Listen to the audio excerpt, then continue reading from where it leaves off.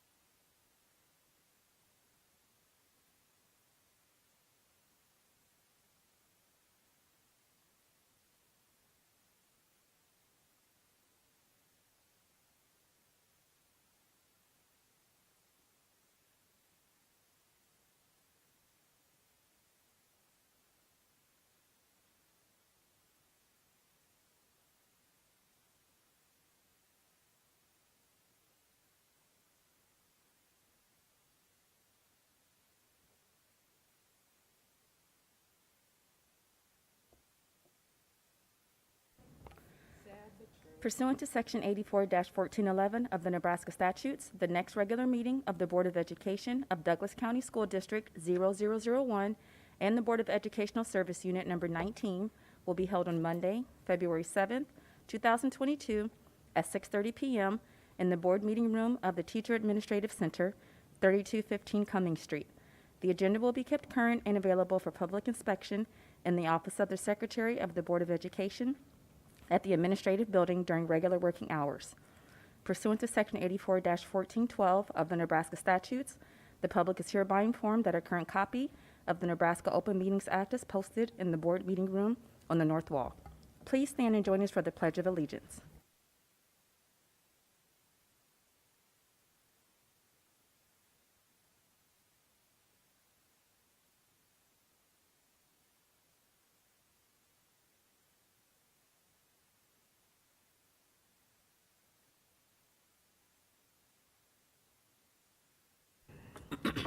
Vice President Erdenberger will lead us in the OPS vision and mission statement. And you can follow along on the agenda. The vision, every student, every day prepared for success, and the mission, to prepare all students for success in college, career, and life. Roll call, Mr. Ray. Cassidy, Here. Erdberger, Here. Head, Present. Holman, Present. Barres, Present. Cracky, Smith, Here. Snow, Thielen. Here. 7 present. Is there a motion to excuse Ms. Cracky and Mr. Snow? Point of order, Dr. Holman. Has anyone heard from? I either have of our not board heard from members? either one of them. Thank you.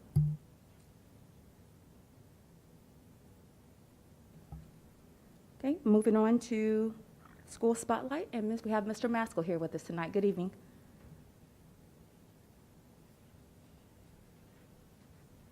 Good evening, President Holman, Vice President Erdenberger, members of the board, and Superintendent Logan.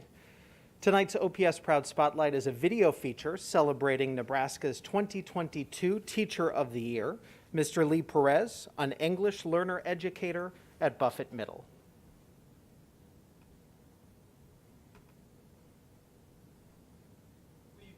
Mr. Perez's dedication to his students is what inspires his students the most. Pleased to announce Lee Perez as the 2022 Nebraska Teacher of the Year.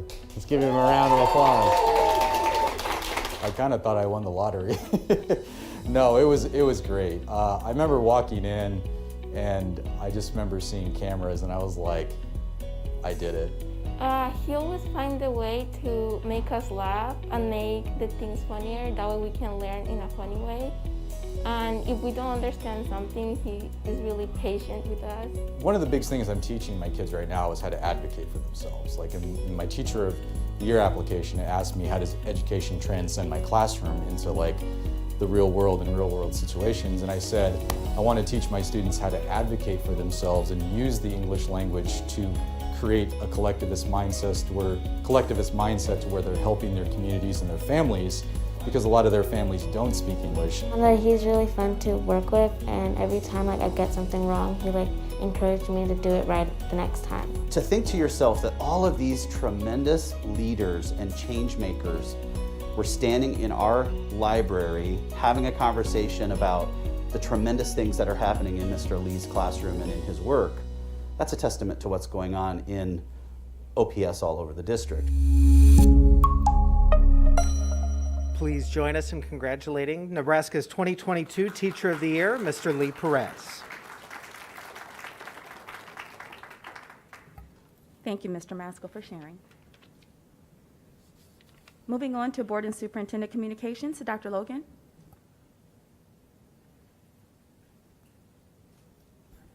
Good evening, President Holman, Vice President Erdenberger, members of the board, those here in attendance, and those watching the stream from home. I'll begin this evening by addressing our work to navigate this exceptionally challenging time. First, thank you to our entire staff for showing up and stepping up for our children. It takes everyone to make our system go. Anticipating challenges throughout the year, our community may remember that we adjusted the 2021-2022 school year calendar in September. That change included 5 additional non-student days for teacher planning, work, and professional learning. Remaining days include February 4th, April 1st, April 15th, and April 18th. We actually had 2 days in the fall, September 24th and November 1st. Since the launch of our concierge team, we've hired and placed 50 new staff members in our school communities. The concierge team is designed to offer maximum flexibility to recruit new staff while supporting schools with essential functions. Staff from TAC are visiting schools weekly to assist with those same efforts, like supervising lunch lines, making copies, and staffing phones. Many certified TAC staff are regularly substitute teaching in our schools. We see staffing challenges in every school district and every profession. It is decades in the making and intensified by the pandemic. Though our work has been proactive, we know it still means long and difficult days for all of our staff, challenges like our families and our communities face. We are taking immediate and long-term steps to sustain our staff pipeline. One of those strategies is a new scholarship or stipend, however you'd like to call it, for student teachers. President Holman and I shared the good news with this semester's student teachers last week. It was an absolute joy. Our student teachers are working many hours in the classroom and should be compensated for that effort. Actually, I like to say that it was remarkable and unremarkable all at the same time. It removes another obstacle for adults who wish to serve in our schools. We welcome our student teachers and are so glad they're with us this semester. One of the things that we did last week, Dr. Holman and I, was to ask the student teachers at the beginning, for how many of you is student teaching a hardship because it's difficult to work? And initially, they were timid, putting their hands up. And then I asked Dr. Holman, was it a hardship for you? And she raised her hand high. I raised mine high to talk about remembering the hardship that it was for me in 2005 when I student taught, and 1975 for Dr. Holman when she student taught. But it really was a joy. It was really one of the best moments. It's in my top 10 moments as an educator, and I've had a lot of good moments over these last 34 years, but really remarkable.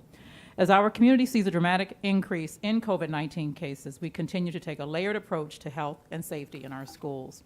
Last week, we stood up 2 testing locations in our district for the Omaha Public Schools students experiencing symptoms. Today, we shared that all district staff, and actually I think it was yesterday, experiencing symptoms of COVID-19 may pursue testing at those locations as well. I know we did have staff, Ms. Utterback reported that we did have staff there as well. Testing sites are at Forest Station Elementary and the Mills Building, so we have a site in South Omaha and a site in North Omaha. Sites are open from 10:30 a.m. to 5 p.m. or as long as tests are available that day. To date, we have not run out of tests. Thank you to the Student Community Services for leading this work and for Children's Hospital and Medical Center for their partnership. They have been wonderful. We continue to, I also need to say the Nebraska DHHS has also come to our aid in a really significant way to make sure we could get open and staffed up. So we want to thank Nebraska DHHS. We continue to prioritize in-person learning for our young people. We know they need to be in school, connected to staff and classmates, and that time away from school has been devastating for them. We may at some time need to temporarily transition an individual classroom or school to remote learning. We have seen that need for 6 individual classrooms to date this year. In the event we need to make a school or classroom transition, we always communicate that proactively as possible with impacted staff and families. Thank you to our families who participated in recent resource review and input sessions. Our curriculum team hosted engagement sessions and offered online surveys for both math and world language materials. A few reminders for upcoming events. Middle and high school open houses continue. South High School Go Packers is tonight. There are 4 Packers on this board, so I really felt the need to do that. No worries. We loved seeing photos from ones that already took place, but be sure to check our district calendar if your student is considering which secondary school is the best fit for next year. I know that Teddy Dunning has selected Burke High School, and that was a big deal in his family, so I want to give a special recognition for Teddy. He has finally made his decision. Kindergarten roundup events are underway. We have a complete schedule on our website and look forward to meeting our newest students. Lastly, estamos muy emocionados de dar la bienvenida a una individual que está aquí con nosotros. Es la nueva directora de la escuela Castelar, empezando en agosto. La señora Dobson, que está aquí, por favor, de pie, por favor, es bilingüe y ha servido como maestra de lenguaje dual en la escuela Liberty. La señora Dobson al momento es una vicedirectora en una escuela en Westside y bienvenida de nuevo. Welcome back. So we're glad that you're here. That concludes my remarks for this evening. Thank you, Dr. Logan. Colleagues? Vice President, Ms. Cassidy. Figured no one's raising their hand. I'll quickly raise mine. I don't have a lot tonight. I just wanted to reiterate Dr. Logan's comments to Miss Emma Dobson. I had the pleasure of being on the interview panel for her interview, and Castelar is just in for a great ride with you. I'm very excited to have you on board, and welcome back to OPS. We're so glad to have you. And it was just delightful to be a part of your interview. So thank you so much for applying, and we're so glad to have you. And like I said, welcome back. Thank you, Ms. Cassidy. Vice President Erdenberger. Thank you, President Holman. A couple items that I thought that struck my eye on the consent agenda. For those of you that are faithful KIOS listeners and who, like my husband, regularly experience the loss of the radio signal transmission, it's because the tower was put in place in 1975. Thankfully, the year Dr. Holman's student taught. The year I was born, actually. And item 1.4 on the agenda is the purchase of a new tower transmitter for KIOS, which will make everybody's life a lot easier, especially whoever it is that has to climb up there and put duct tape up there every couple days. The other thing, and this is, I am not joking, when I graduated from high school in 1971, it was before Title IX, and therefore there were no girls' sports at all. The random golf team or tennis maybe, but it was not part of the program. So public school Sports have come a long way since then, and as evidenced by item 1.6, buying sports uniforms for our new schools, including wrestling uniforms for girls, which is a major change. I don't think anybody back when I graduated would have imagined that that was ever going to be the case. The other thing I wanted to do was follow up on what Superintendent Logan was talking about. I do know, because I keep hearing from people in schools, that she and her team are regularly in our schools. If they're certificated, they're teaching classes or subbing, and if they're non-certificated, they're wiping down cafeteria tables and making copies and so on and so forth.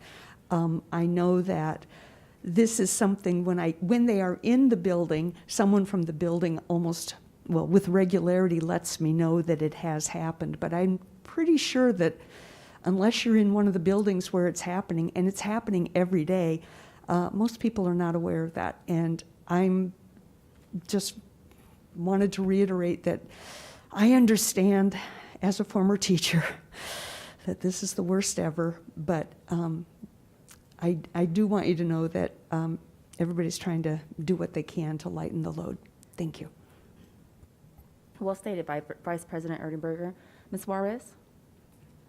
Thank you. I just wanted to thank Ms. Murtaugh at Highland Elementary and Dr. Ortega at Bryan High School.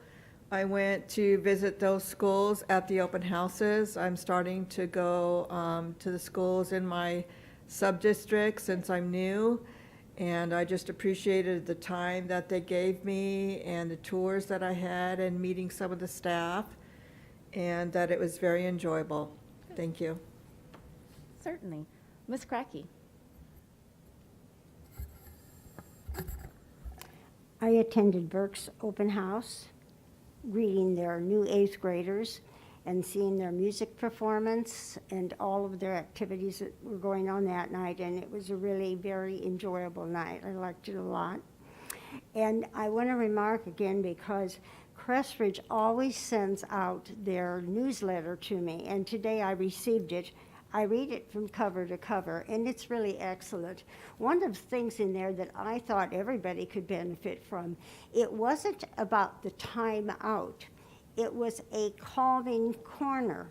So there's time out and calming corner. Those are two different things. And the calming thing is either the child can see themselves getting a little bit excitable, or the teacher might tell them, maybe you'd like to go to the calming corner. Now, this is not a punishment at all. It's just for them to reorganize what's going on with them and come back in another manner. But I used to use that with the little brown chair at my house. I was brought up on the little brown chair also, and I needed something, but not too often, really. But my grandson, he still does remember doing that, because he was a frequent person on the chair. Not in his classroom at school, that was pretty amazing, but he just seemed quite active. So that was my good news, but I really enjoyed their paper, and it's just one of the best, and I hope it just keeps coming. It's illustrated, it had new teachers in it, it had all kinds of things from health, so that we would go through all of the health review, so that people would know we're still in that situation. So to them I want to thank, and any other schools that want to send me their paper, especially in my district, and I get Berks also. So I really like getting them, because that's the only way we know what's going on. Thank you. Thank you, Ms. Crackey. Mr. Thielen? Thank you, Dr. Holman. I wanted to speak to thank Dr. Logan and the administration for the work that they're doing to lighten load for teachers and address our short and long-term staffing issues. Obviously, this is one of the most pressing issues that we're facing right now, and I look forward to the continued progress that we make on that. Thank you. Thank you. Mr. Head? Yeah, thank you, President Dr. Holman. I just wanted to follow up. I know Dr. Logan had mentioned kindergarten roundup. We had the opportunity to take Reagan to Saddlebrook last week for kindergarten roundup out there. So I just wanted to thank Dr. Heck and the staff at Saddlebrook for making that an enjoyable experience. I know Reagan is super stoked about starting out there next year. My wife Kelly actually used to work under Dr. Heck when he was at Florence a couple of years ago, so it's great to have a pre-existing relationship with the principal that our kid's going into. But anybody else with little ones coming into the district, please go to the website and figure out when the kindergarten roundup is for the school near you. Thank you, Mr. Head. Okay, moving on to public comment. Masks are required to be worn in order to speak during public comment. If you are not wearing a mask, one will be provided for you at the podium to wear while speaking. Tonight we have 8 speakers who have submitted request to speak forms. The board has adopted policy 8346, which provides public comment for a period of 1 hour. That same policy limits individual speakers to a maximum of 5 minutes. We ask that you respect that time limit. Mr. Ray will let you know when you have 1 minute remaining and when you have 30 seconds remaining. If you are in need of an interpreter, please let Mr. Ray know and one will be provided for you. We ask that you respect the opinions of all who speak and that you refrain from applause or any other outbursts during the presentations. If the subject of your public comment is related to a particular student or staff member, we ask that you not mention the student or staff member by name and instead provide that information to Mr. Ray. He will assist us into looking into those types of specifics for you. If you do not get an opportunity to speak and would like to submit any written commentary, please provide it to Mr. Ray. He will make sure each board member gets a copy. As a reminder, with last year's passage of LB 83 by the Nebraska legislature, the Board of Education is legally obligated to require any member of the public desiring to address the board to identify himself or herself, including an address and the name of any organization you may represent, unless the requirement is waived for any security reasons. Tonight, we have no requests for that waiver. Again, as a reminder, we ask that you please state and spell your first and last name, your current address, and let us know if you are here representing any particular organizations before you begin your public comment. Our first speaker for tonight is Abigail Waller.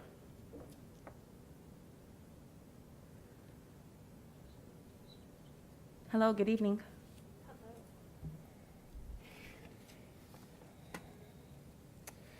Good evening. My name is Abigail Waller, and I live at 807 North 41st Ave in Omaha, Nebraska. President Holman, Vice President Erdenberger, members of the board, Superintendent Logan, and the Executive Council. Tonight, I'm here as a parent of a student that attends Howard Kennedy Elementary, an alumni of the Omaha Central High School, go Eagles, and as a member of the medical community. I want to sincerely thank you for the job you've been doing to keep our children safe throughout the pandemic.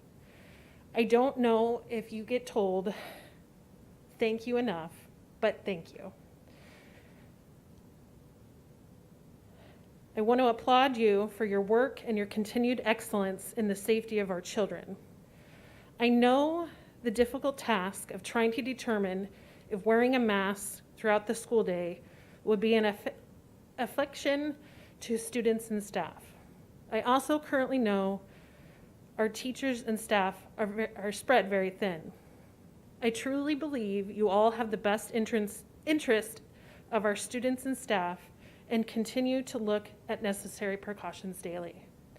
Tomorrow, January 21st, will be exactly 2 years from when Washington officials confirmed the first case of the COVID-19 virus on U.S. soil. The idea our governor, Nebraska Attorney General, and the City of Omaha mayor not supporting our Douglas County Health Director, who is a medical doctor, in the mask mandate for the city is beyond negligent. Not supporting the director is literally a slap in the face to our medical community. I wish the leaders in our state would use Dr. Logan's leadership philosophy, no one is greater than the larger whole.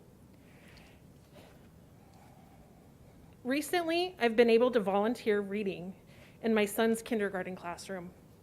Not once when I was present did the teacher or para have to tell any students to pull up their mask over their nose. I've spoken with Ms. Shanice Udofia, principal at Howard Kennedy, And she's advised me she hardly ever has to remind students to keep their mask on or above their nose. She also advised me that the parents in the school have been extremely supportive in the mask mandate here at OPS. She hasn't had one complaint about wearing a mask. The idea that other districts in our community have literally fought parents on mask mandates is ridiculous and frankly appalling. Our OPS children, in my opinion, are doing an amazing job at keeping masks on. I can't speak for the entire OPS community, but I don't think that I've heard of entire schools at OPS closing yet. I'm not saying that it won't happen or may not still happen in the future, but having vaccination clinics at our schools have prevented the entire district and community keep our kids in the classroom. It's a vicious cycle we are currently in, but we need to put pressure on the leadership at the state and local levels to help nip the pandemic. If we don't put pressure on the state and local officials, we lose teachers teaching in the classroom.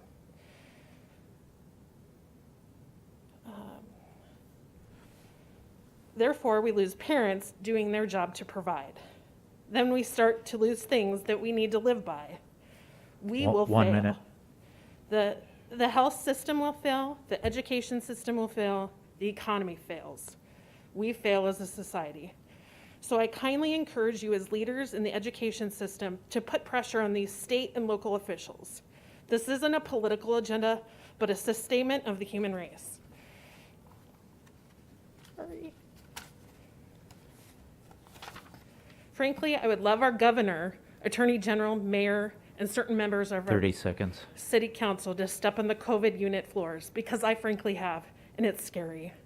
So in conclusion, ladies and gentlemen of the board, President Holman, VP Erdenberger, Dr. Logan, and the entire OPS community, thank you for establishing the mask mandate for the Omaha Public School System. I hope that the state and local officials follow in your footsteps. Thank you. Next, we have Donnie Johnson.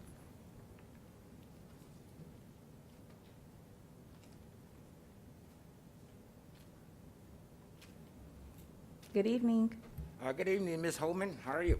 I'm well, thank you for asking. Donnie R. Johnson, the Johnson and Question Foundation, North Omaha Concerned Citizen Foundation. Now, Address, please, Mr. Johnson? yes, ma'am. 4928 North 52nd Street, Omaha, Nebraska, 68134. Now, I hate to wear this hat, but I can't stand this gray hair. Sorry. So, we the people, we argue for minimum wage to move to $15 an hour, yet that isn't the solution. Wages go up, and coffee, bread, and milk price jump to $10. I spend time every day within the international community. We need solution to move into the global economy.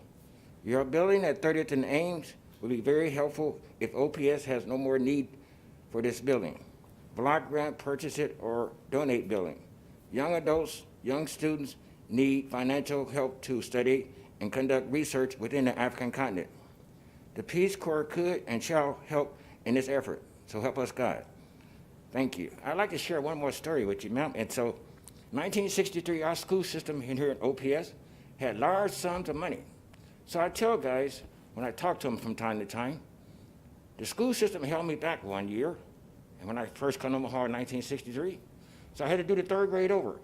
But during that process, we had so much money, we had many field trips. So I got lucky.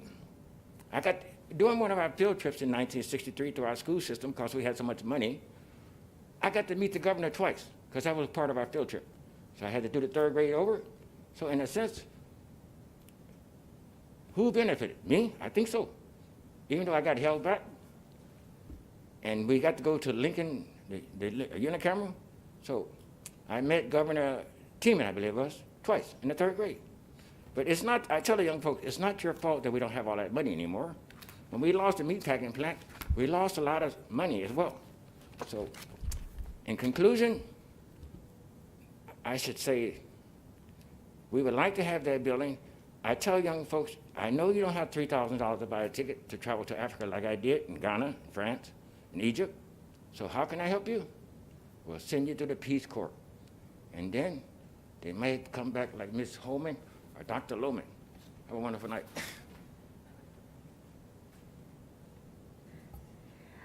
Next on the agenda is Michelle Settlemeyer.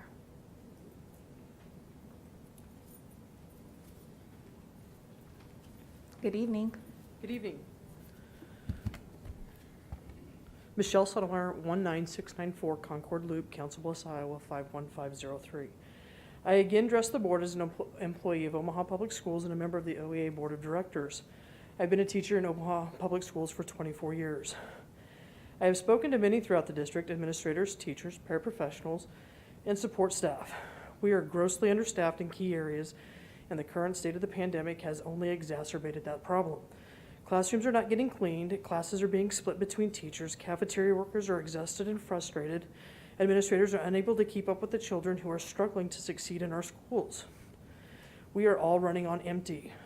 We come back to our job, we give the absolute best we have. Feeling like we are talking to a wall makes coming back the next day that much harder. Elementary teachers are having to absorb several students daily into their classrooms, no substitute teachers available, creating behavior problems that would not exist if one was, and preventing them from moving forward in the curriculum. Elementary teachers are only getting minimum time for recess, play, and SEL because their days are so packed with scripted content. This is only increasing, and we are adding time to learning apps as well. Apps over teachers, really? Have we learned nothing from the remote experience? When teachers are allowed to be kids and do kid things like recess for more than 10 minutes that's attached to the end of their lunch. We recruit teachers telling them to create, but when are teachers allowed to be creative? The scripted curriculum also wreaks havoc at the secondary level. Teachers are expected to get through so much content despite students not emotionally or cognitively being available for that content. We cannot mow over students who need a beat because there is a pacing guide or an AP exam at the end.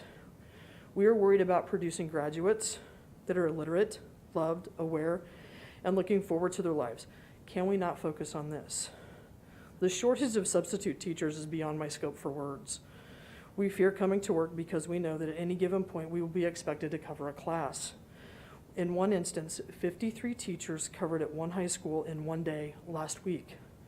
How is that sustainable? Yes, 53 teachers without a plan, without time to think or breathe. We expect more from you than the perpetual scolding or toxic positivity. Teachers are data-driven. Teachers want to see tangible work and results. Instead of hearing the standard phrase, we are working very hard to solve these problems. Really? How?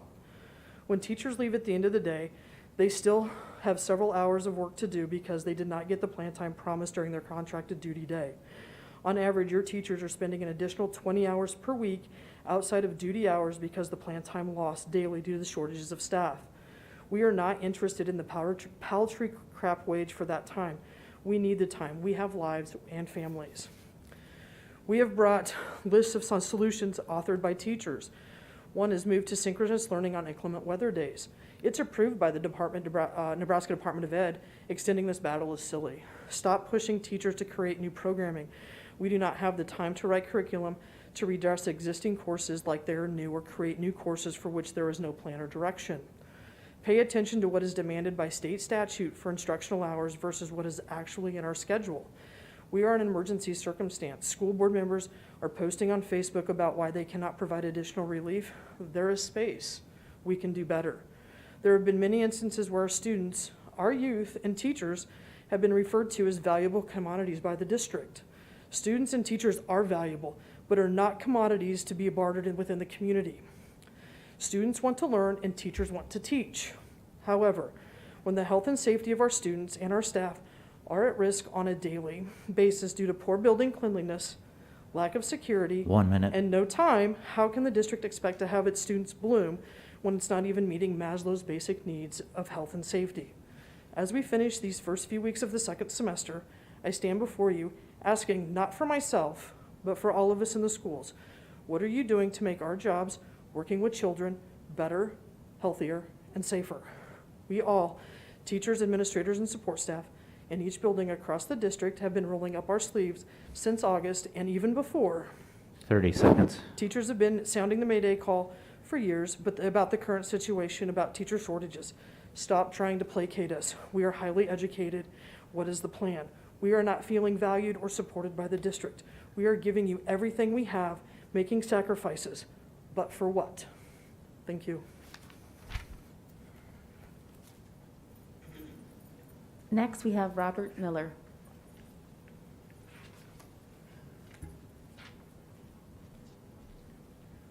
Good evening. Good evening.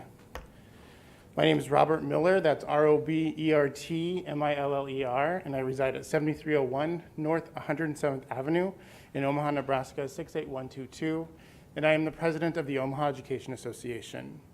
Good evening, President Dr. Holman, Vice President Erdenberger, Superintendent Logan, and members of the school board.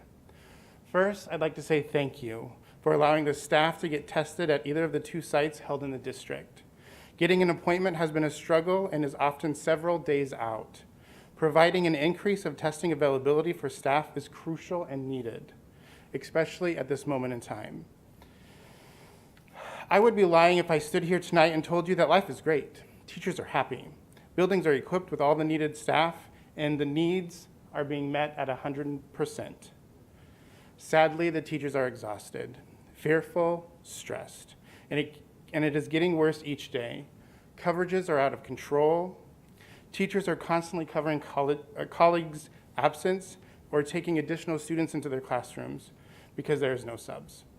Teachers are asked to cover during their plan time and still make the needed phone calls to parents, prepare work for missing students, gather materials for lessons, and the list goes on.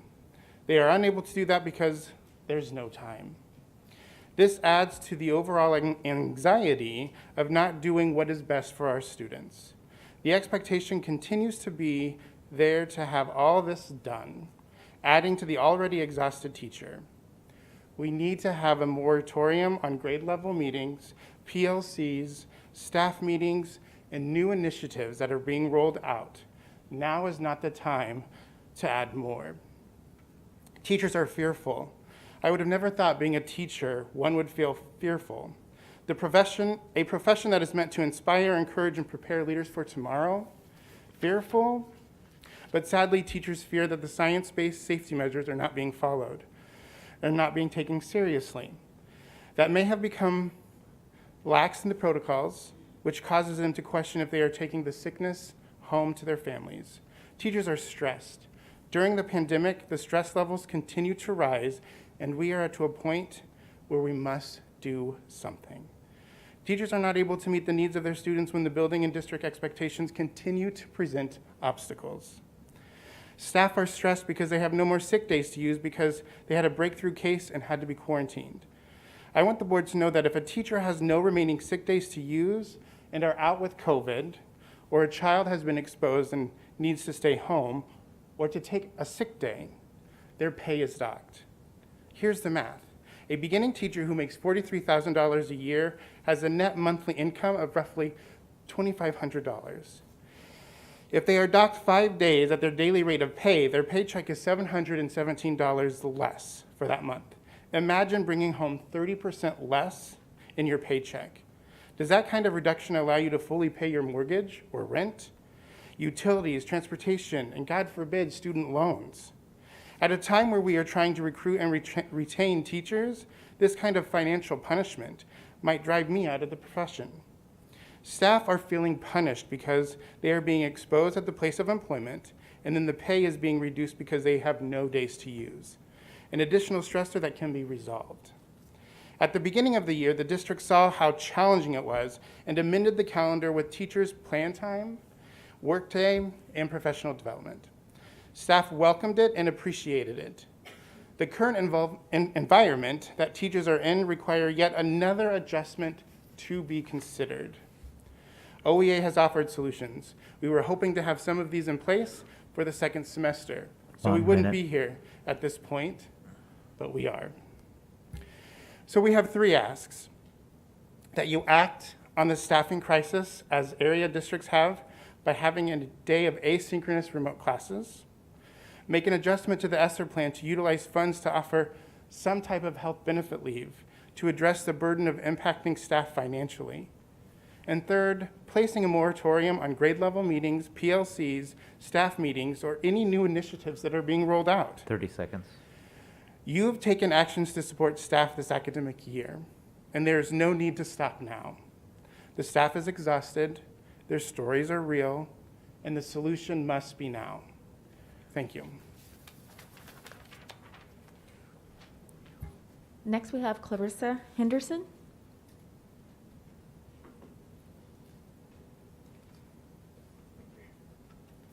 Good evening. Good evening. My name is Clarissa Henderson, ClarisssaHenderson. My address is 7807 North 29th Street in Omaha. Dr. Logan, President Holman, and board members, thank you for the opportunity to speak tonight. I have been a fourth grade teacher with OPS for nearly a decade. And before that, I was an elementary paraprofessional. I struggled with the decision to speak tonight, not because I don't have things to say, but because I don't know if you're going to hear me.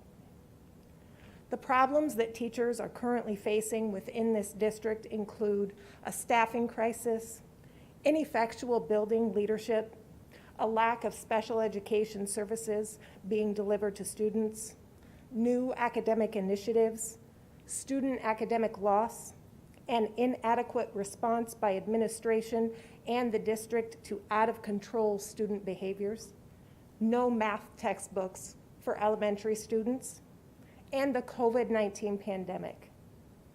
I have attended discussion groups held during curriculum days where teachers suggested ideas to address our pandemic problems. I have filled out surveys on how best to help students recover both academically and emotionally. I'm being asked to foster a warm and inviting community within my classroom, which I love to do, while simultaneously being told to make sure my students are on their iPads for hours each day during class time. Our school level meetings are all now virtual because masked and vaccinated staff together is unsafe. But somehow, field trips, sporting events, open houses, kindergarten roundups, and general gatherings of large groups is safe for students and teachers. Our union has reached out to you repeatedly with ideas on alleviating pandemic pressures. Teachers keep sharing and talking and sharing and talking, and it doesn't seem to make any difference. I don't have any new suggestions, except to listen to all of the teachers that have already shared ideas and ways out of this mess. We keep giving you ideas, and you keep doing next to nothing. You've asked us for our feedback, and we've listened and responded repeatedly. Now it's time to use that feedback to help make our working conditions and our students' learning conditions better. Thank you for your time. Next, we have Kathy Poling.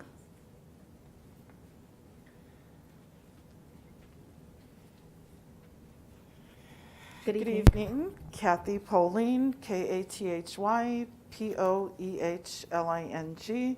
My address is 8135 South 50th Circle. I'm here again today as a teacher in this district to talk about the staffing shortage. Staffing shortages cause increased class sizes, which in turn causes student behaviors to rise, with students being out of control sometimes. I've spoken with teachers who complain about other students running through the hallways, slamming lockers, knocking on doors. It has gotten so bad that we have teachers being assaulted in their classrooms by students. Remember that our work environment is our students' learning environment. And if we're unable to teach, how can they learn? Staff shortages cause stress to teachers who have taken extra students, even while their own students are taking high-stakes tests. What do we do with all of these extra students that we get from grade levels we don't even teach?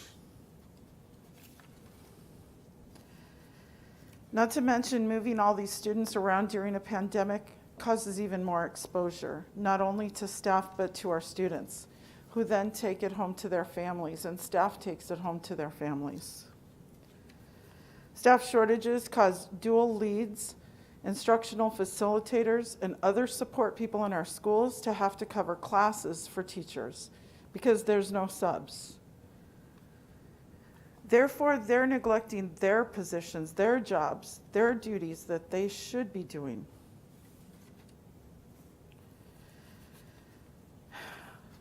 While we are being exposed and COVID rates among teachers are rising, we don't any longer get pay. So we're being exposed, used up sick days, and as Robert Miller said, they're having to pay to stay home. And it hits our newest teachers the hardest. Surrounding districts have begun paying COVID leave again for their educators and their school staff. We need to do the same thing. Students are also having to deal with the effects of COVID and trying to catch up when they're absent. Last week, I had several days where a third of my classroom was gone, and one day where I only had 6 kids to start with. This week, I'm not only teaching the curriculum I need to teach, but I'm supposed to try and play catch up for all the students who've been absent. The time just isn't there in our days. Not long ago, I heard a quote. People resign from their job because they have no hope that things will change. I have heard from way too many of my colleagues that they plan to resign at the end of this year because they've lost hope. They've lost hope that there's going to be any change. They believe the district doesn't care about them anymore. Teachers are putting themselves out there, covering classes, taking extra students, covering extra duty, tutoring before and after school. 1 minute. We need and want to know that our district cares about us, that they're there to support us so that we can support our students, so that they can do the best that they can do and be the best student they can be. Honestly, we need to know that there's hope for change. We've given you several solutions. 30 seconds. Of things that we can do. But most importantly, sit down with us. Teachers have ideas. Sit down with us and talk and come up with solutions. There are solutions to be had. We can't blame it on a national teacher crisis anymore. We've heard that. All it does is hemorrhage more teachers from our district. We have to sit down and have these discussions. That's time. Thank you. Next, we have Audra Gibbons.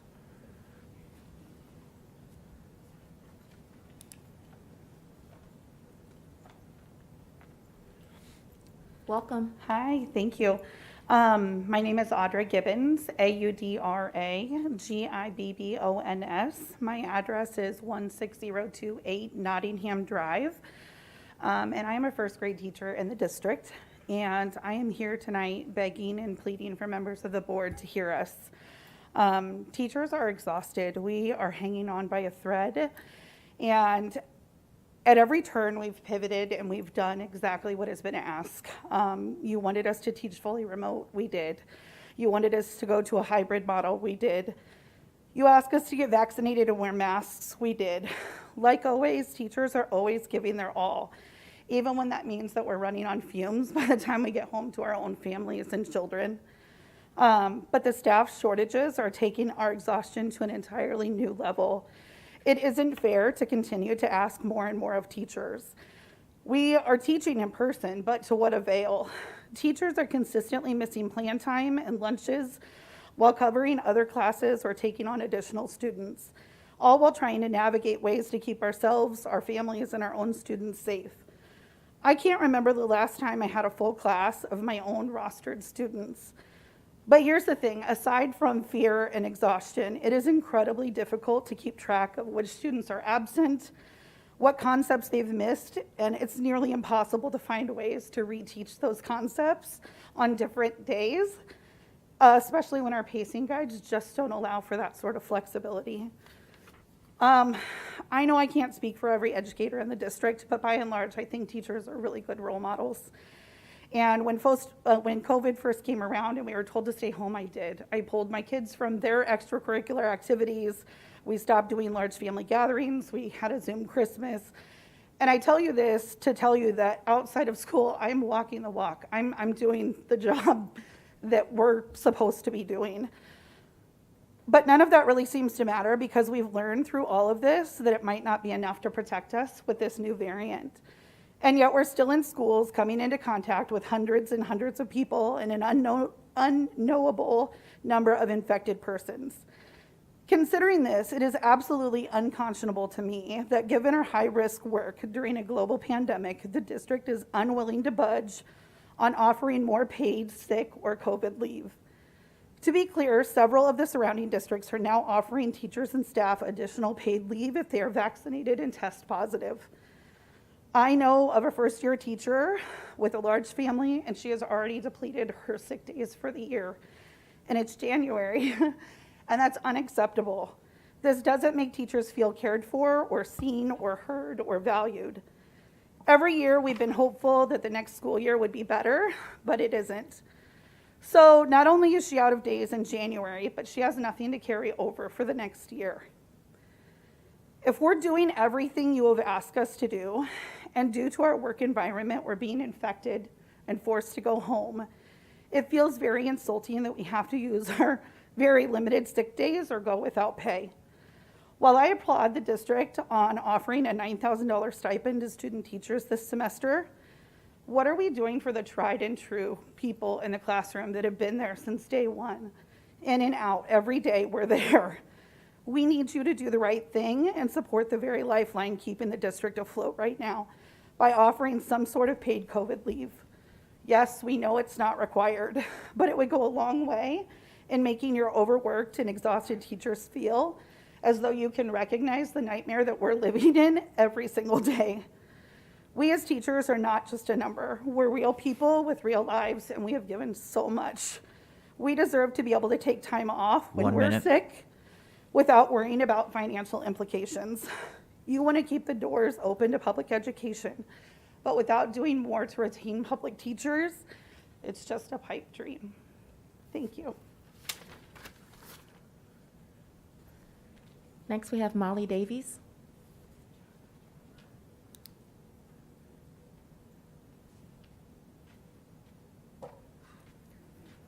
Hello. Good evening. How are you? Molly Davies, MOLLYDAVIES, 2305 South 35th Avenue, 68105. In September, you changed the calendar. The shifts in the calendar produced 3 additional work days without students. The first 2 were in September and November, and I needed them. They gave me an opportunity to clean, to grade, to unit plan, to work with liaisons and make phone calls home, and to feel like I had a handle on my job. The next changed day will be in February on the 4th, where we will spend the day in our buildings on 4 75-minute sessions for a total of, I think, 300 minutes of online education on a variety of subjects for teachers. The 4th day is a professional development day in early April, which will also not provide time for us to do planning and preparation, or really what we need to do at this point, which is catch up and reorganize. The 5th day is a teacher planning day, but it is in the middle of April. Day 6 is articulation day, which is a fantastic idea. But it is also a day that is going to involve work and additional training.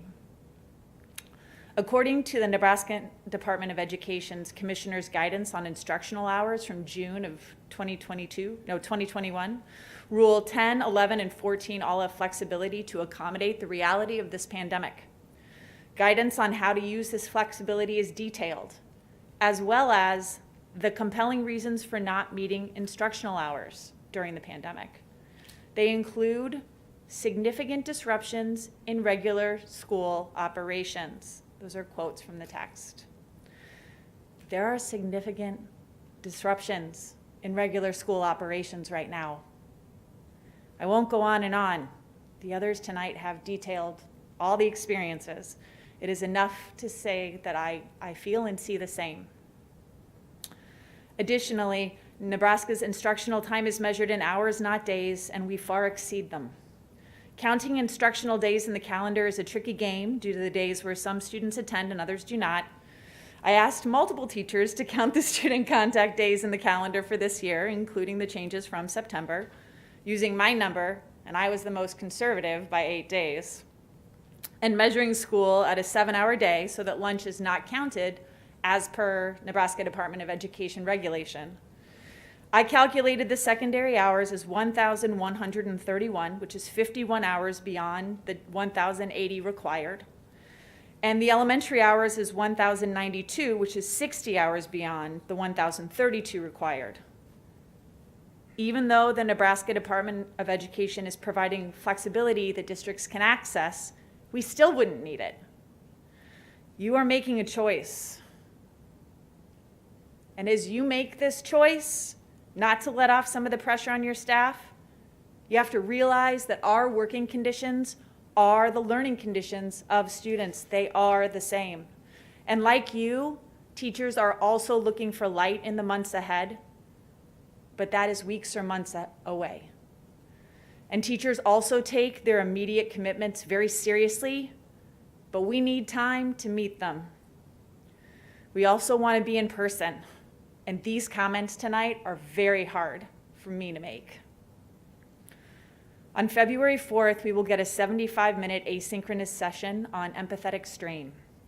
This is the new euphemism for the results of secondary trauma for those of us who need to constantly resource empathy to be able to do our jobs. Trauma and stress can cause a short fuse, and we all need support on mindfulness. This is definitely true. But we are also humans in a pandemic, and we are part of the collective and the individual traumas that it has brought. And after I finished watching it, it left me questioning who exactly was suffering empathetic strain.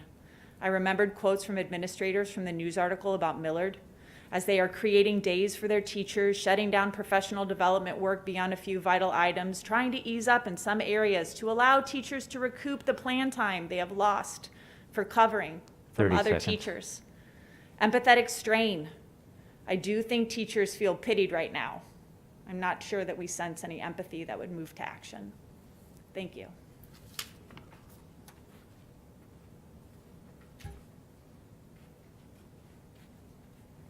That concludes public comment for tonight. Now moving on to consent agenda. I will entertain a motion to approve the consent agenda that is before us. So move. Second. It's been moved by Mr. Smith and seconded by Mr. Thielen. Are there any abstentions? I have one.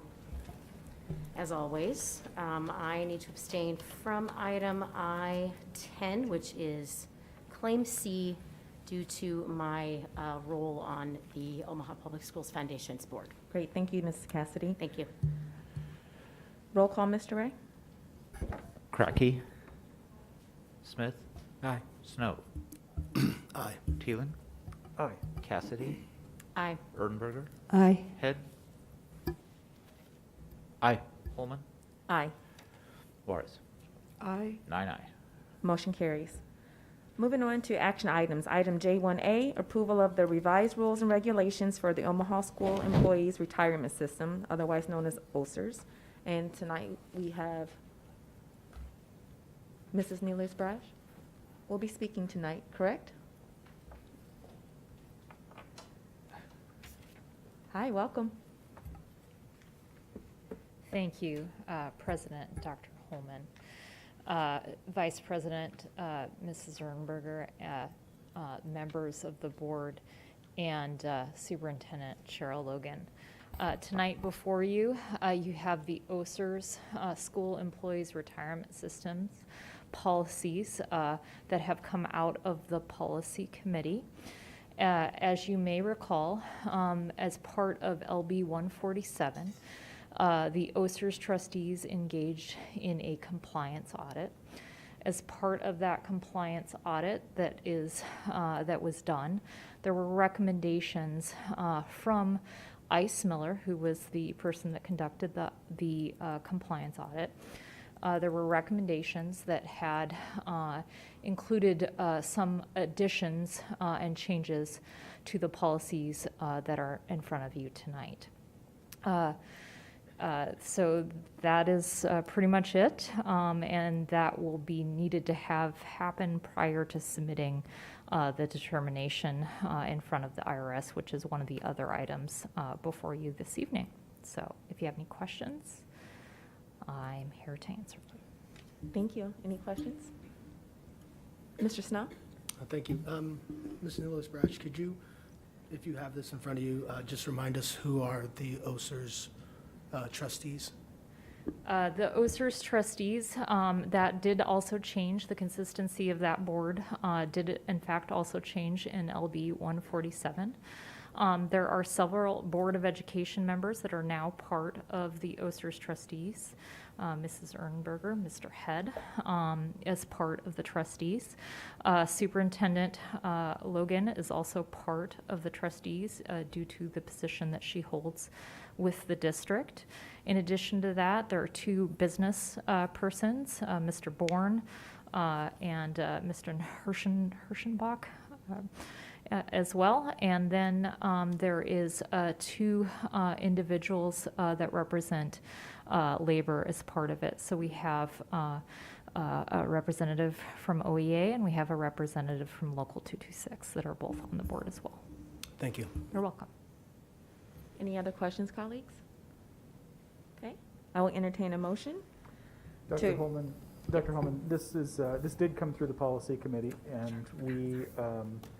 The policy committee did review it in detail and had various questions regarding the changes. Just briefly, these are changes that are mostly to make our rules consistent with IRS rules and to make clarifications so that we know exactly what's going to happen in certain circumstances. There wasn't really anything controversial here. These are recommendations from Ice Miller, our legal counsel on this. And as an item that did come out of the policy committee, I'd submitted as a committee motion. So moved.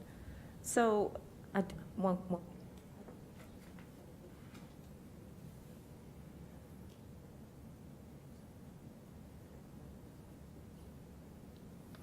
So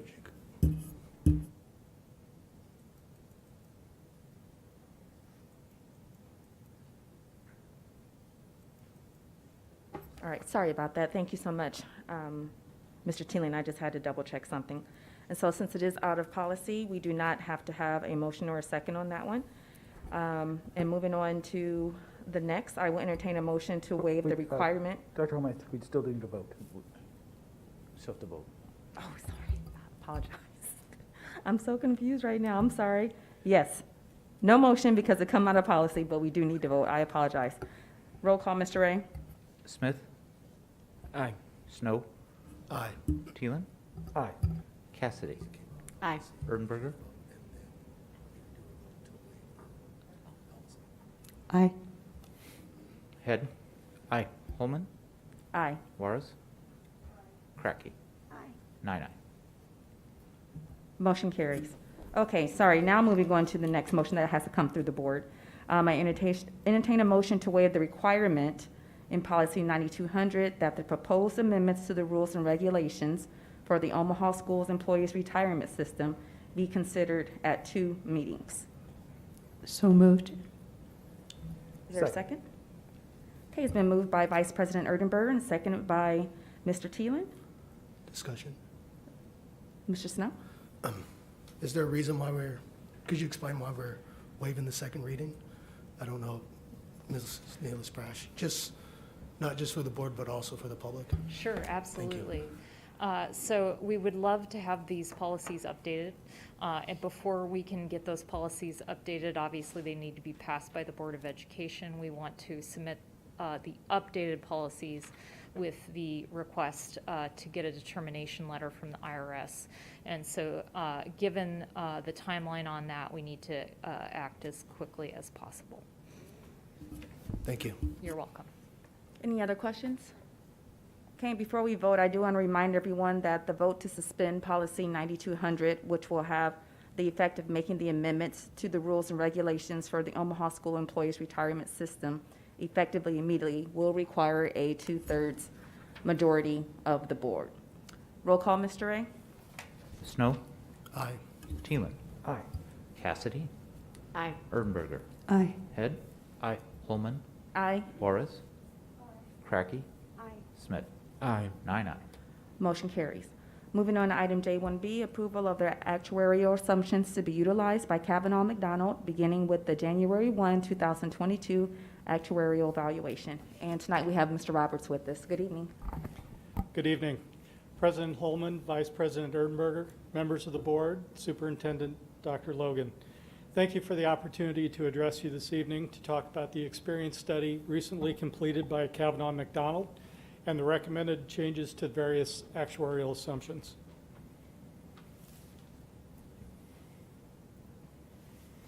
An experience study was completed last fall by Kavanaugh McDonald. This study is completed or performed every 4 years. An experience study is a review of the actuarial methods used, as well as the economic and demographic assumptions that are used for the annual actuarial evaluation. My remarks this evening will be focused principally on the economic assumption changes, in particular the investment return.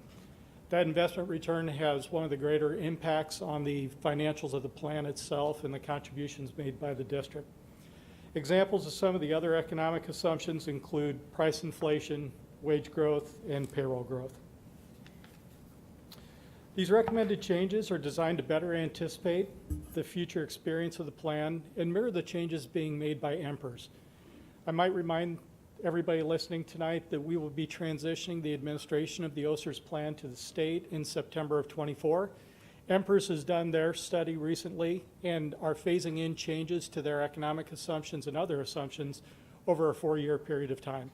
We feel it's best served that we mirror as best we can their strategy and utilize the same 4-year period. The long-term health and stability of the plan was the key and primary consideration in the recommendations being made this evening.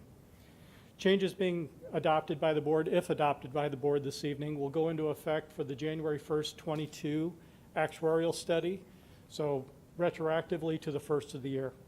And that study then drives the ARC, or the additional required contribution the district makes in this fiscal year.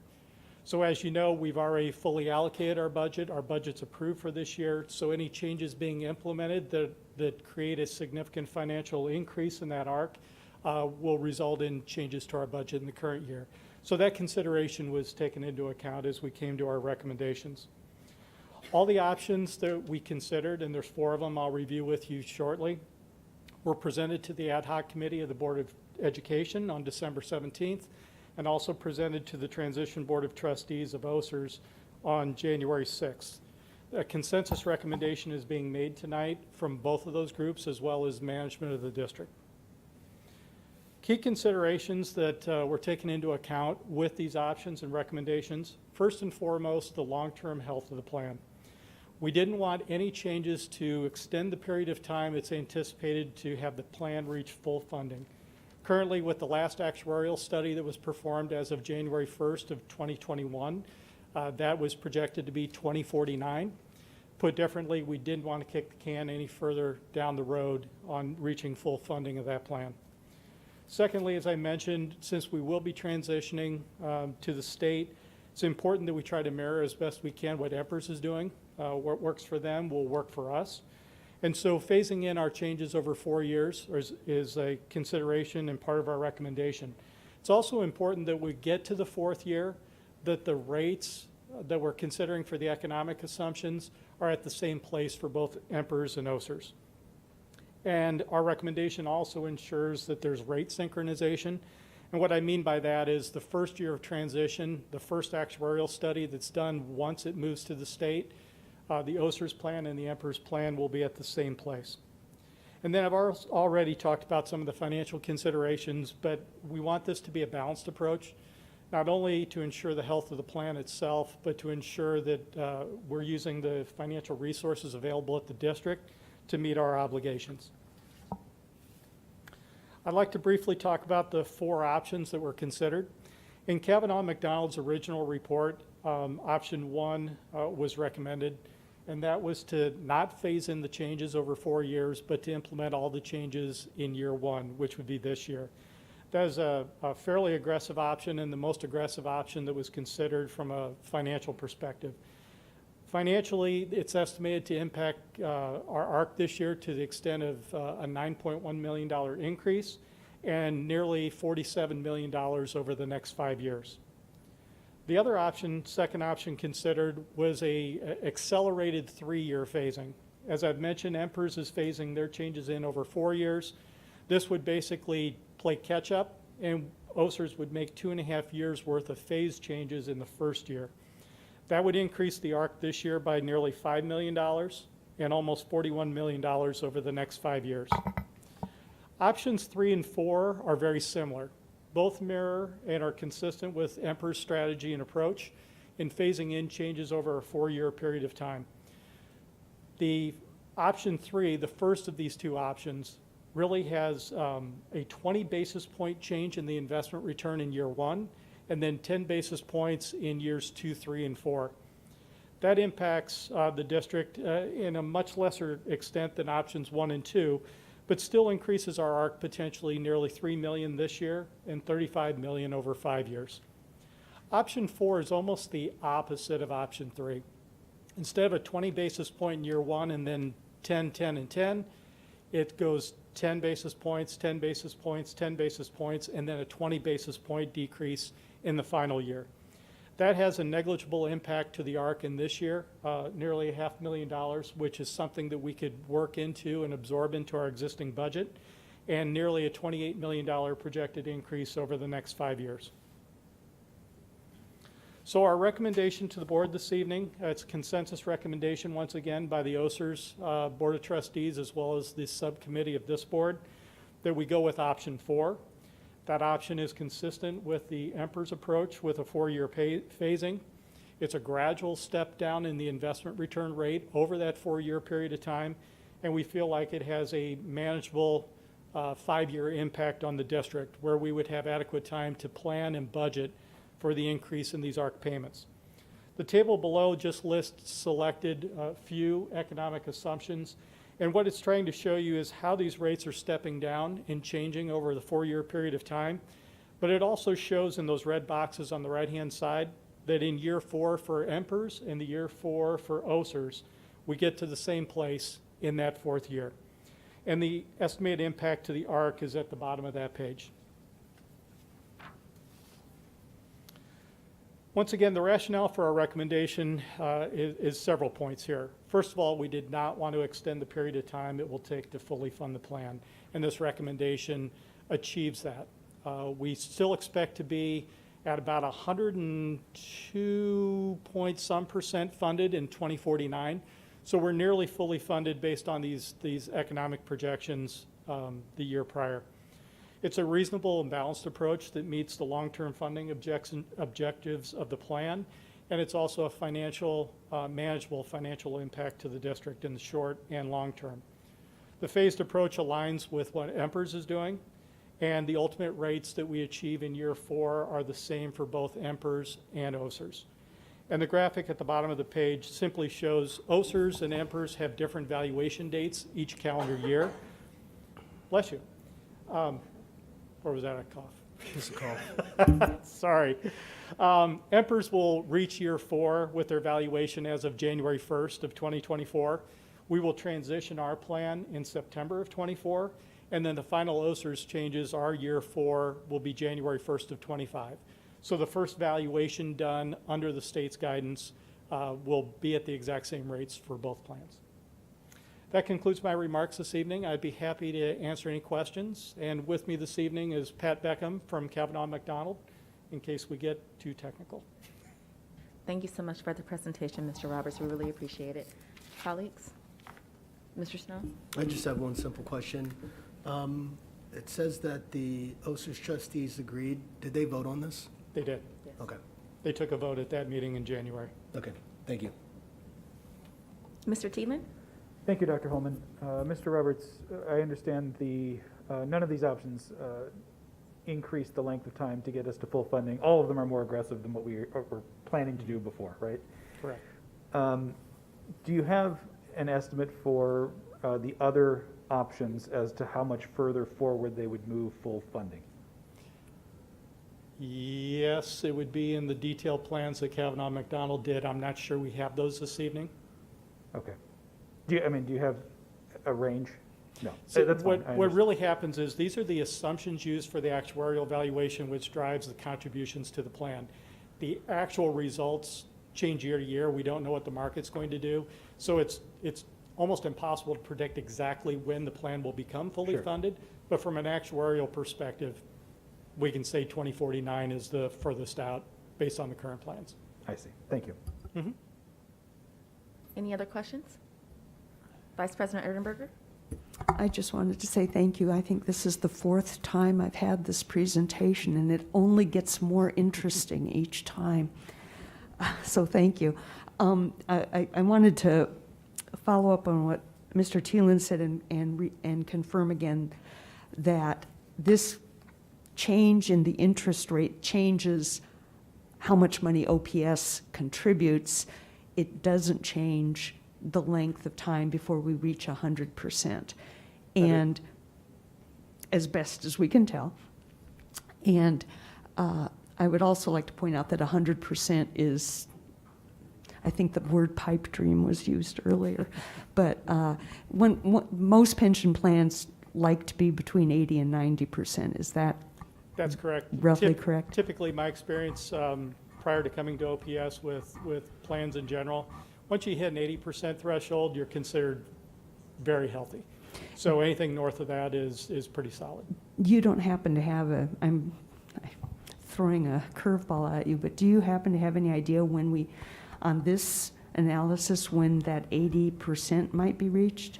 I actually have it at my chair, so if I can circle back with you, or you can give me a couple minutes to go dig it out of the report, but it is projected in there. Okay, great. Thank you very much. And the other thing, just so if people don't understand, NPERS is the Nebraska program.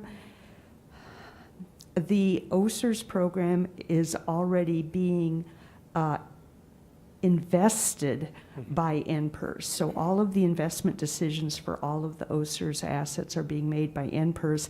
This is the process that was determined to take place by statute, where the administration of OSERS is being transferred over to NPERS, and we have to be at the same intersection in the road in 4 years, and hence working towards this interest rate. I appreciate you looking at it against the budget we've already passed for this year and recognizing that within the constraints of the budget we already have and a lot of schools opening over the next couple of years, being able to do it on this kind of a pace looks like a good decision. So thanks for your riveting presentation and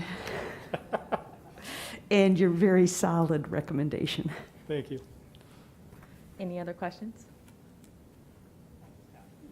Thank you so much. All right, with that, I'll entertain a motion, excuse me, to approve the actuarial assumptions to be utilized by Kavanaugh McDonald, beginning with the January 1, 2022 actuarial valuation. Move approval. So moved. Yes, it's option 4. Second. Okay, it was moved by Mr. Thielen, seconded by Mr. Head. Any further discussion? No, but I would like to make a comment. Do you have discussion? I would like to make a comment. I'm sorry, I'm so hoarse. Not about this. Are we done with that? I like to ask a question. No, we're in the middle of a vote right now. Okay, I thought we all voted. Okay, I know, Mr. Ray, he roll call, seconded. please. Thielen, Aye. Cassidy, Aye. Erdenberger, Aye. Head, Aye. Holman, Aye. Juarez, Aye. Cracky, Aye. Smith, Aye. Snow. 9-0. Motion passes. Moving on to item J1C, authorization for Ice Miller to seek a voluntary correction with the IRS to address amendments that were not timely adopted by the plan, and once such correction is approved, to seek a favorable determination letter from the IRS for the entire plan. And we don't have Mr. Roberts, we have Mrs. Neely Sprash. Is that correct? Okay. Try again. So as I mentioned earlier, after you adopted the policies, the next recommendation of the compliance audit is because the plan has never had a determination letter, you have the ability to go seek that determination letter. And so we are requesting authority tonight to go seek that, which would be an effectuate, making sure that the compliance audit's recommendations are followed. Questions, Mr. Snow? Mrs. Neely-Sprash, can you explain the motion? Because it's pretty big. I mean, me personally, when I'm looking at it, I don't really understand it. And I don't have the You don't motion in front of me. I'm guessing that it's important to have all of those parts that you're moving so that it's clear as to what we're doing tonight. I don't have it in front of me. Okay. Can you read it again, Dr. Holman? Yeah. So the motion is to seek a voluntary correction with the IRS to address amendments that were not timely adopted by the plan, and once the correction is approved, to seek a favorable determination letter from the IRS for the entire plan. Correct.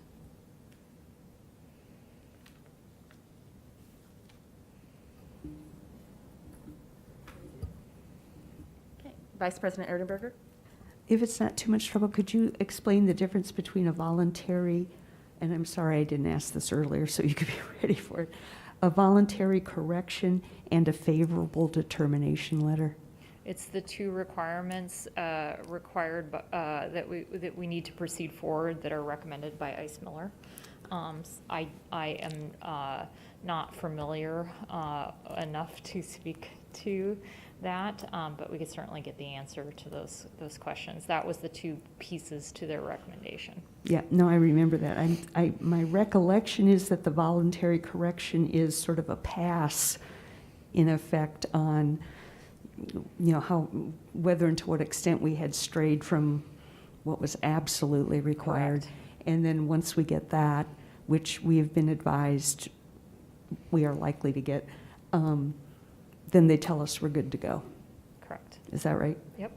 Yeah, okay. Yes. Thank you. Sorry, putting words in your mouth. Nope. Any other questions?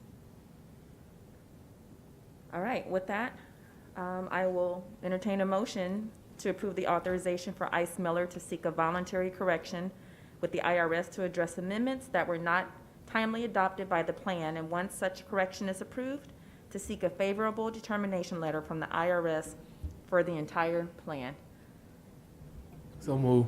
Second. Okay, it's moved by Mr. Smith and seconded by Mr. Head. Any further discussion? Roll call, Mr. Ray? Cassidy, Aye. Erdenberger, Aye. Head, Aye. Holman, Aye. Juarez, Aye. Cracky, Aye. Smith, Aye. Snow, Aye. Thielen. Aye. 9-0. Motion carries. All right, those motions were a mouthful of words, weren't they? Tons of words. Moving on to item J1D, approval of the report of legislative committee, including recommended legislative positions, and Mr. Head will be sharing with us tonight. Thank you, President Dr. Holman. So the Legislative Committee has met twice now this calendar year. Today was day 10 of the legislative session, so they are done introducing all their great new ideas for the session, which is a great thing for us. We have recommended positions on 7 bills.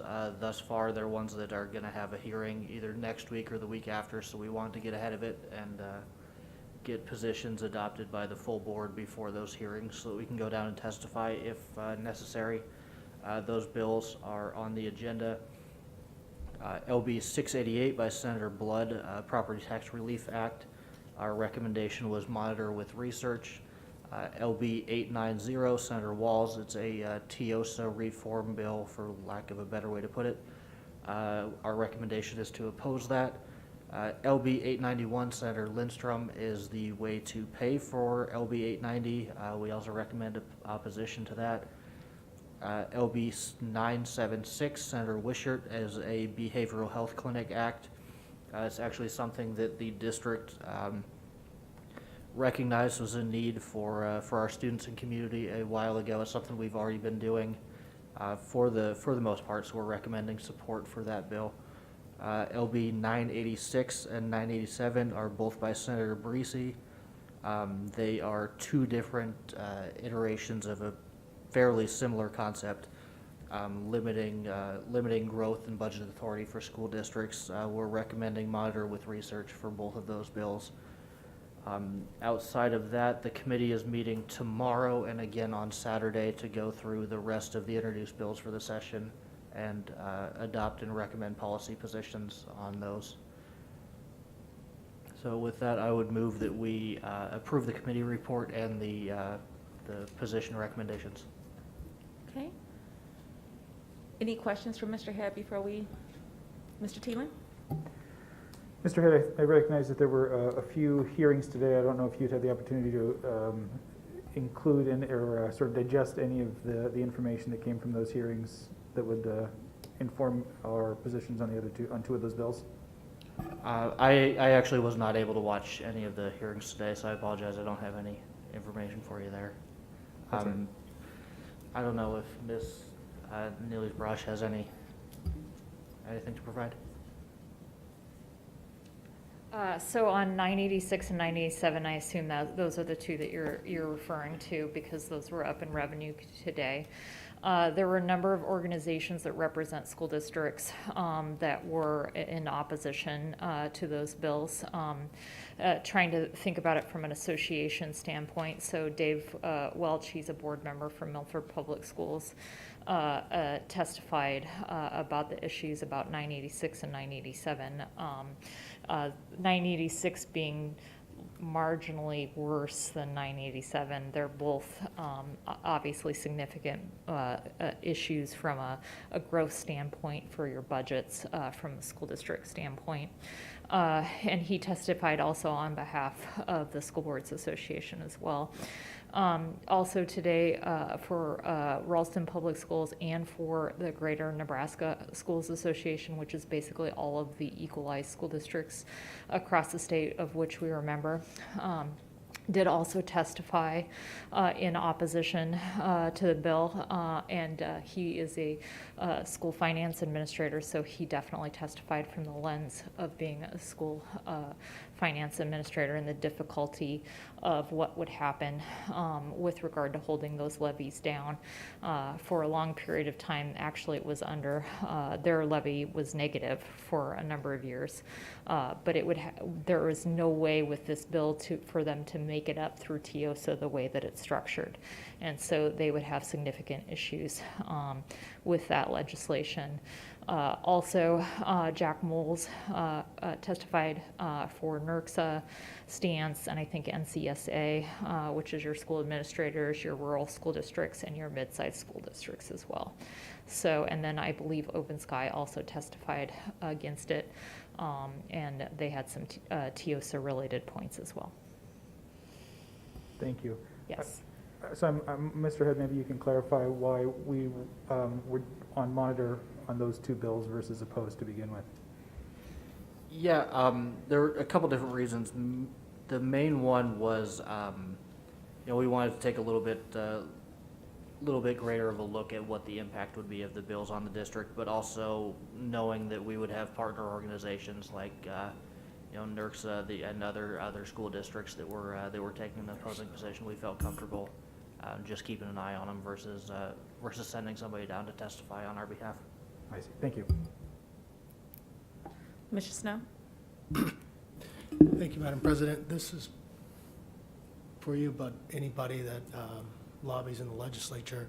As you know, Senator Walz is in charge of the Education Committee. Have we been in communication with her about our opposition and how we feel?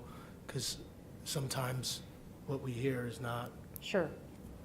Absolutely. So the great thing about Senator Walz is she's involved school districts, including our school district, from day one. This proposal has been birthed well before session, right after actually session, sometime in the summer. And the district has had numerous meetings with Senator Walz. We've also indicated to her that the legislative committee had taken a position, and we were working on and talking with her if after tonight the full board takes the position that is recommended for the legislative committee, we would continue to have that conversation. Senator Walz obviously cares greatly about public education in the state, and we've continued to have good and open relationships with her and have talked to her about it. 891, Senator Lindstrom, I know you didn't ask this question, but I thought also important for your discussion. We've had a conversation about the legislation with him as well, and he certainly understands the district's concerns with the legislation. And there's a possibility this could just be a committee bill. It's possible. 891 is going to revenue. Yeah. It just given the vote on 723 that happened today, it may not come out of revenue given that vote, because the revenue source 1107 funds is being sent and prioritized differently, basically to grow $1107. And I think that's the Revenues Committee's way of saying that's what we would like to have happen from a policy decision for that legislation. LB 890 is likely to come out of committee, but obviously then the funding piece of that is certainly in question. I understand. And which is one of the concerns. thank you. And Yep. revenue and education, some of those members, they cross over. Correct. So thank you so much on that. You're Appreciate it. welcome. Any other questions? All right, the motion was by Mr. Head. We do not need a second. Roll call, Mr. Ray? Erdenberger? Aye. Head? Aye. Holman? Aye. Juarez? Cracky? Aye. Smith? Aye. Snow? Aye. Teelan? Aye. Cassidy? Aye. 9-9. Motion carries. Moving on to information items, item J2A, ESSER's process update, and Mr. Roberts again. Hello. Good evening. Thank you again for the opportunity to talk to you. I'd like to talk to you briefly tonight about the processes we expect to follow over the next 2.5 years as the need arises to amend both of our ESSER applications, both ESSER 2 and ESSER 3. On September 9th, as a matter of history, September 9th last year, this board approved our ESSER spending plans for both ESSER 2 and ESSER 3. Our applications for both of those funds were then filed with NDE and subsequently approved. Over the next 2.5 years, we're going to be regularly evaluating our plans, not only for the effectiveness of the spend on each initiative, but for our ability to execute against those plans. From time to time, we may need to reallocate funds between initiatives based on those assessments. Additionally, due to a fluid and ever-changing environment, new initiatives will be regularly identified and evaluated. Since all available funds have been allocated to our existing initiatives, application amendments will be required with NDE. As amendments are needed, we will engage this board for review and approval of those changes. Once approval is granted, we will file amended applications with the state, and our website will be updated for those new plans. As is the case today, the public will be able to view those plans, provide comments and feedback through our website. As a side note, application amendments are common practice and expected with a grant this complex, large, and long-term as ESSERs. We have two new opportunities to utilize ESSER funds that have been identified since our original application was approved. First, and it was mentioned earlier this evening, a COVID testing program for symptomatic students and staff. In partnership with Children's Hospital, 2 OPS locations have been set up to provide COVID testing. This service is being offered as a backup to other testing locations provided throughout the city. Testing is being offered Monday through Friday and will continue through the end of January. At that point, and as the situation warrants, the program will be evaluated and may possibly be extended. Second opportunity is related to initiatives that help build our new teacher pipeline. As a result of significant teacher shortages, programs are being identified and developed to help build a robust pipeline of new teachers. Our student teacher program and our partnership with UNO for Teacher Scholars are examples of those programs. We are not seeking board approval for these initiatives this evening, but we'll come back at a future date and review those with you in more detail. Once the board has approved those changes to proceed, our application will be amended with the state, and of course, subject to their approval, we will reallocate funds. Thank you for your time this evening, and I'd be willing to answer any questions that you may have. Thank you again, Mr. Roberts. Mr. Thielen? When you do come before the board, I assume you'll be able to tell us what funding will be cut from other programs. Absolutely. So since all funds have been allocated, we'll indicate exactly where those funds are coming from in the application for either the new or expanded initiatives that we want. Thank you. Any other questions, colleagues? Thank you so much, Mr. Roberts. Moving on to item J2B, Policy Committee Update. Mr. Thielen. Thank you, Dr. Holman. The Policy Committee, really the bulk of our last meeting was on the OSERS policies that we passed tonight. We continue to work, some of our board committee members continue to work in depth on 5101. We also are working on 5102, which is athletic eligibility. So this is the requirements for academic and other requirements for academic eligibility and the supports that we provide to some students in certain circumstances. That's all I have for today. Thank you. Great, thank you. Any questions from Mr. Thielen? I apologize. All right. Well, if there are no questions for Mr. Thielen, moving on to receipt of reports, item K1C. Sorry, we have one report, and that is the update on Phase 2 bond programs for December 2020-21. And with that, we do not have any closed session tonight. Meeting adjourned at 8:06 p.m. Thank you for coming.